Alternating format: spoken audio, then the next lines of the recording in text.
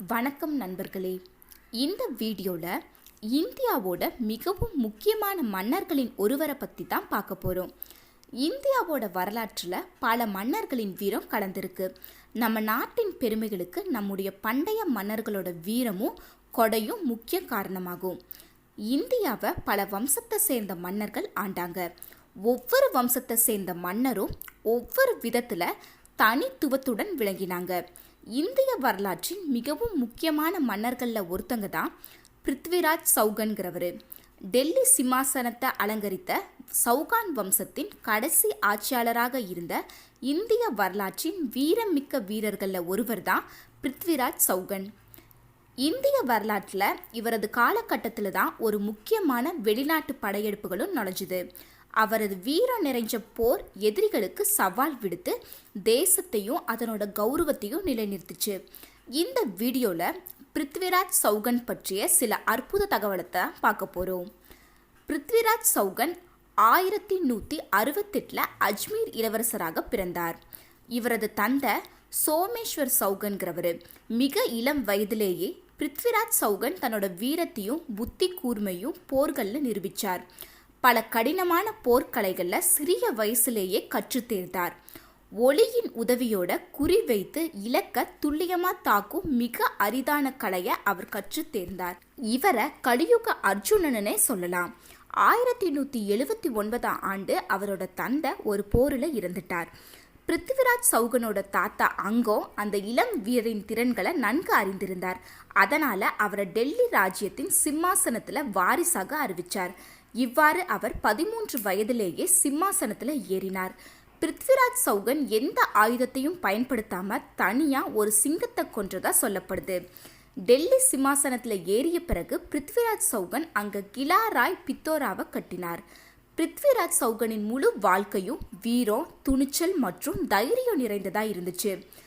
அவரது இராணுவ நடவடிக்கைகளில் மிகவும் முக்கியமான ஒன்று குஜராத்தின் ஆட்சியாளரான வலிமை மிக்க மன்னர் பீம்தேவுடன் இருந்துச்சு. அவரோட போரில் வீழ்த்திய போது பிருத்விராஜ் சௌகனோட வயசு வெறும் 13 தான். பிருத்விராஜ் சௌகன் தன்னோட எதிரி ராஜ்யத்தை மன்னரான ஜெய்சந்தின் மகளான சம்யுக்தாவை காதலிச்சார்.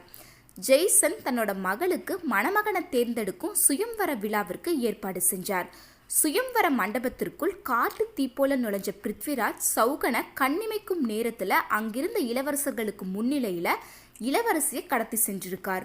அவரோட ஆட்சியின் போது மெஹ்முத் கோரி 1191 இந்தியா மீது படையெடுத்தார். தரைனின் முதல் போரில் பிருத்விராஜ் மெஹ்முத் கோரியின் இராணுவத்தை தோற்கடித்தார். இராணுவம் பின்வாங்குச்சு. கோரியின் முழு இராணுவத்தையும் அழிக்க இது சரியான நேரம்னு அவருக்கு அறிவுறுத்தப்பட்டுச்சு. ஆனால் பிருத்விராஜ் சௌகன் இது போரை நிர்வகிக்கும் முறையின் ஒரு பகுதி அல்லைன்னும் உண்மையான வீரனுக்கு இது பொருத்தமான செயல் இல்லைன்னு சொன்னார். துரதிர்ஷ்டவசமாக 2வது முறையாக மெஹ்முத் கோரி அவரை தாக்கி சிறையில் அடைச்சிருக்கார். சிறையில் பிருத்விராஜ் சௌகான் அவமானத்திற்கும் சித்திரவதைக்கும் ஆளாயிருக்கார். அவரின் கண்கள் இரும்பு கம்பிகளால் நோண்டப்பட்டிருக்கு.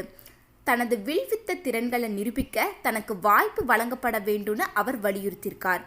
மெஹ்முத் கோரி அவரது வாழ்க்கையின் வேடிக்கையை விரும்பினார். அதனால் இந்த கோரிக்கைக்கு ஒப்புக்கொண்டிருக்கார். கண் தெரியாத நிலையிலும் பிருத்விராஜ் சௌகனின் துணிச்சலான வீரம் கற்பனைக்கு அப்பாற்பட்டவையாக இருந்துச்சு. இதனால் அவரை சத்தமாக பாராட்டினார்.